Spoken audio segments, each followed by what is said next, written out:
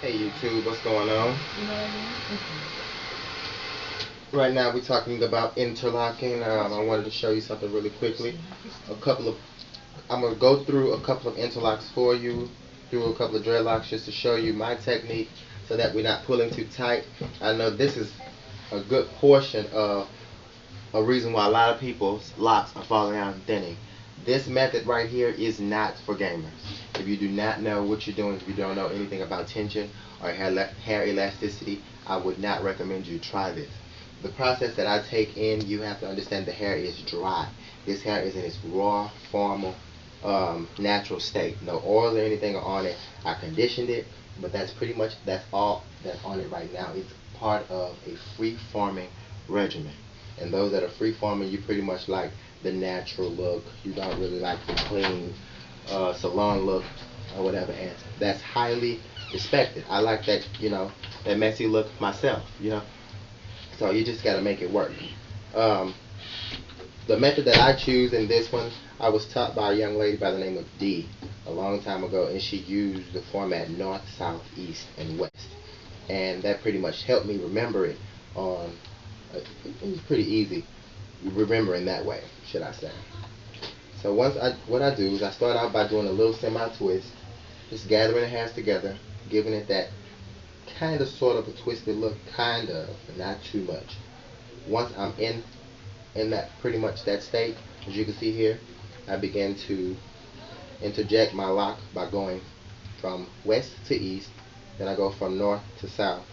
And after I do those first two, that tells me pretty much how many rotations I'm going to have left. Ugh, I stuck this in the wrong way, forgive me. But pretty much that's about it. You have to be careful of the hairs that you have on the side. Each time that I go into the lock, I make sure that I wrap these hairs that are on the outside, keeping the lock clean, keeping it mature looking, and keeping it pretty much where we need to be. Although we're free forming, you still don't want the hair to look an entire mess. That's a good portion of your respect. People respect you by how you respect yourself and carry yourself. My last interjection I take, I make sure that I'm going down so that the lock placement is still going backwards, not going to the sides, not going up, or not sticking straight out. You want to make sure that the locks are still laying flush and flat. So this is a part that I've already finished, and you can see how clean and we brought the parts back versus where we started. So this is just pretty much my method. I use a safety pin. This is something a lot easier for me. I go in, I'll show you how I go in with my safety pin. I see how all these hairs you have here that are loose. I grab those hairs, putting them all together, making sure that it's all nice and clean. All the way around my lock, do a nice semi-twist, and put it in a good, safe base of the lock. You don't want to put it in the thinner part right here. That will slide and come completely off, and it will not help you in your process. So again, I'm starting east to west, making sure that this is the part that I'm using to interject with. If you use the other end, the hairs may get stuck. That was my issue earlier. Going in a diagonal, coming back to east to west again, and taking it straight down.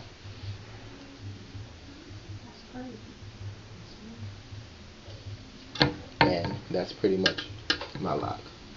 Cleaning up a little bit more, making sure all of that's put together. You don't want any big fat bulges into your locks. That's not going to look good.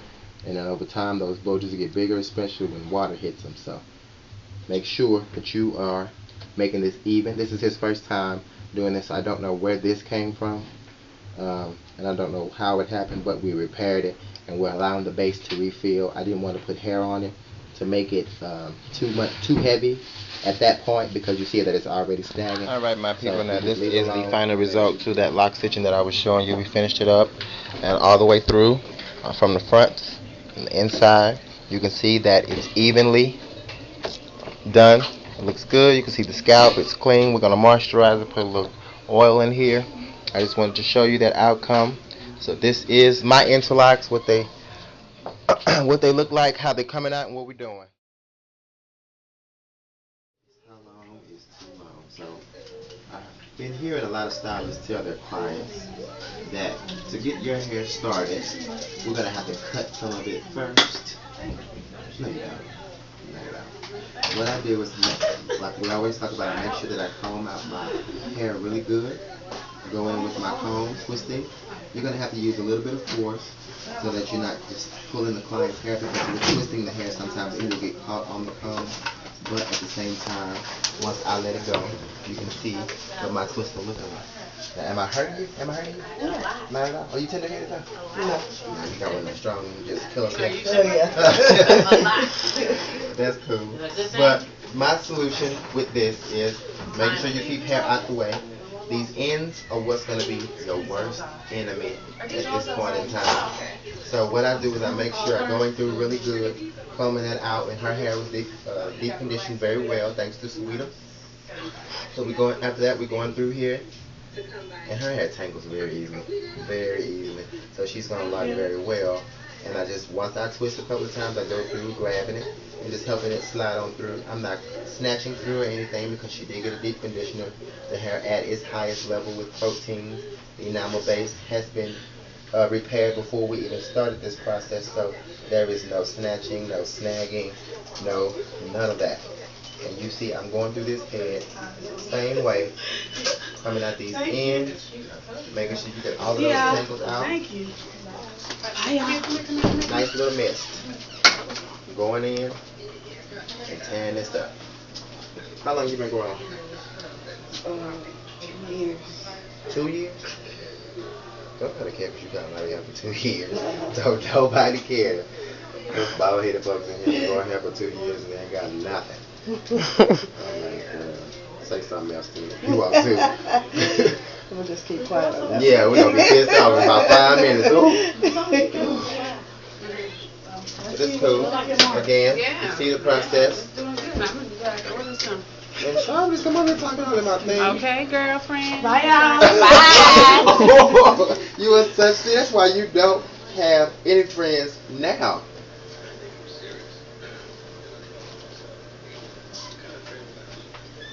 Check it out. I love this. Because it's going to take a couple of people like 4 hours to make this process happen. I challenge you to cut that down to 2. How about that? Let's see how you can make that happen. No gels, no beeswax, no souffles, none of that, no goop. Your clients have a buildup in a week. You didn't do anything. You just basically put some product on the scalp. The product got hard, and now it's coming off. Because it's not absorbing, it's not taking in, it's not doing anything.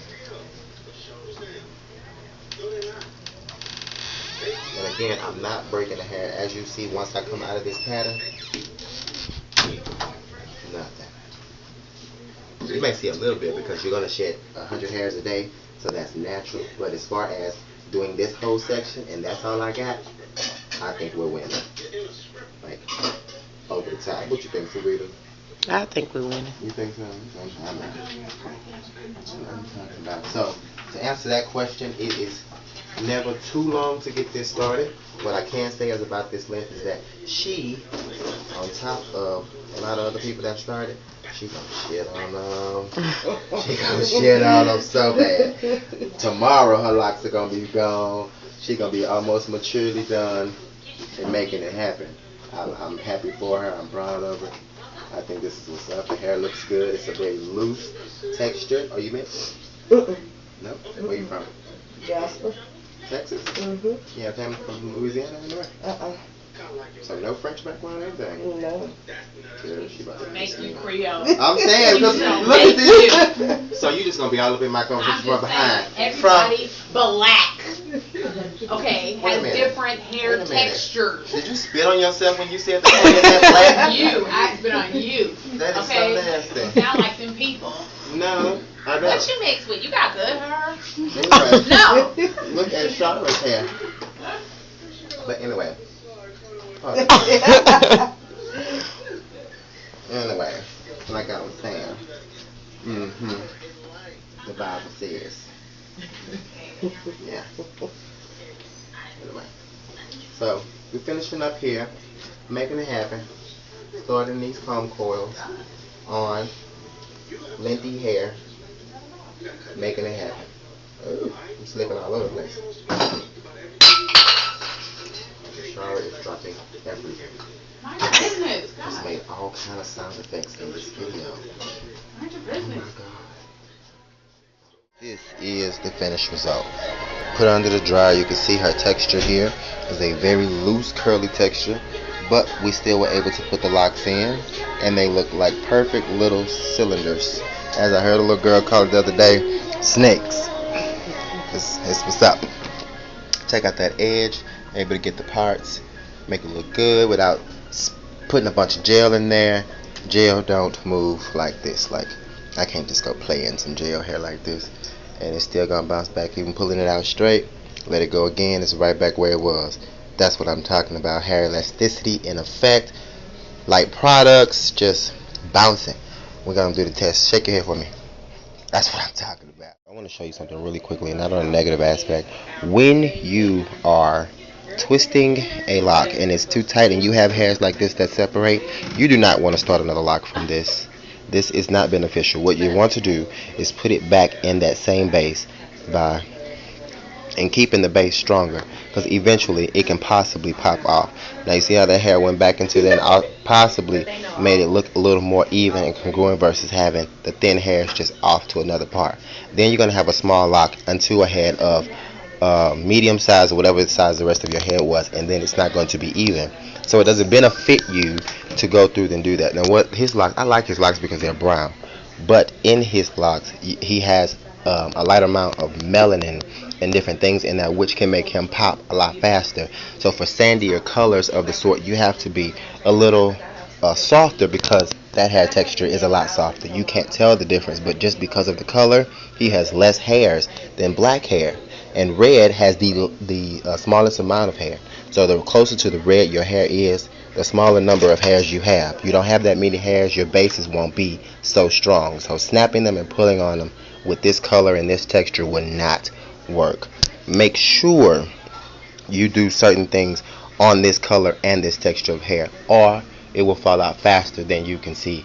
Black hairs have the most. I think they have what, like 100 million hairs to a head, to where red hairs can have like 900,000 to a head. You can see the difference. Red hair is a lot more thinner than black hair. Just to give you a little insight. Here is another one to show you really quickly what happened. This is a lock in the front of the face. All gone. All gone. That is a no-no. That's not going to work. That is too tight, and it looks like it's more than one. I think that's about 2 or 3 in this position that's gone. But that's cool. I just wanted to show you beforehand before we start to put it back. YouTube. This is E. All you people that don't know her, she gets around. Look at that face. She gets around. Anyway, E has brown hair, like we were talking about with, bring your hair back for me, sir. Like we were talking about on Caleb's hair. They both have that different texture that is looser. Well, his was a little more tighter. Hers was a lot looser, which you could tell here from her ends that the hair was a lot looser. So for all those people that think that you cannot twist or lock your hair from loose, curly, textured hair, you can. But anyway, what we were talking about on their hair was the color and how it has less melanin than black hair, and because of that, it has less quantities. 2 hairs, where she probably has right at a couple of million. Black hairs have up to 100 million. That's why some people's head is so full and so thick. Are you mixed with anything? Mm-mm. No, just pure everything. Yeah. Bless your heart. Yeah. So this is what she's looking like. She started her locks to a medium size. We didn't make them too tight because of the thin hairs and the fabric that we're working with here. We don't want to just snatch this out, which is very possible. It can be done a lot easier than dealing with black hair. The only thing I use on this texture of hair is the Lock and Curl spray solution and a light mist of oil, and what you can see is gleaming on the screen right now from the camera light. But with this hair, you have to be very mindful of your elasticity and your porosity level. Your porosity is the intake of everything that's going to go into this hair. You can put certain things in this hair and it will begin to burn it and take it out very quickly. If you've ever seen black hair get touched with a level of heat, it goes brown, then it falls off. This hair is not going to go any more browner. It's going to completely fall off instantly. So you have to be a little more mindful of the things that you're doing, the process that you're working with, and make sure, especially when starting locks, that your parts to hair ratio works for you. If it does not, you will have big parts, big locks, and they will start to slip off clean at the root, like you saw in the prior video with Caleb. Those things can happen in the mere matter of 5 minutes, like clearly. Some hairs you could take 5 years and be twisting it on it before it starts to thin out. But with that hair, it'll come very quickly. So be knowledgeable to what you're doing. Make sure you keep, bring your hair back for me. Make sure that you keep light products in the hair. Make sure you use the right tools, especially on this hair, and you make it work. She's tied down, and you tie it up every night, right? Mm-hmm. Make sure you tie this hair up every night. These ends that we have here on this hair, I'm going to leave these ends only because they're the start of her budding. She's been coming for 4 months now. She's already locked, but the hair that we have here are being associated into the lock that's being began. She started out with pretty much like 5 inches of hair, and we made it work. We're still stretching that hair out to make sure that it looks long and gives her the lengthy look, because I'm sure nobody wants to go from having an afro, I don't know if it's 10 inches, to 2 inches. That just sucks. So this is what we did. You can see the color and the light melanin in that hair and how we're making this work. So with people with this texture, this color, on this level, you have to be very, very, very careful.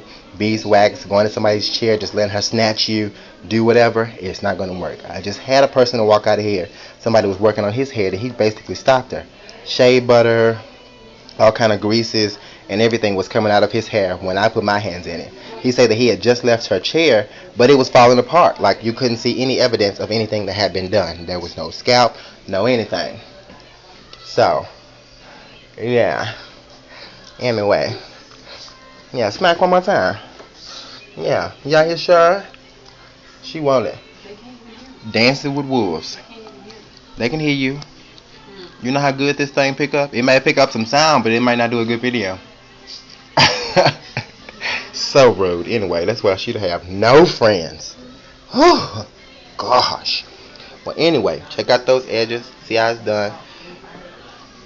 And she does the, who does this for you? Your barber?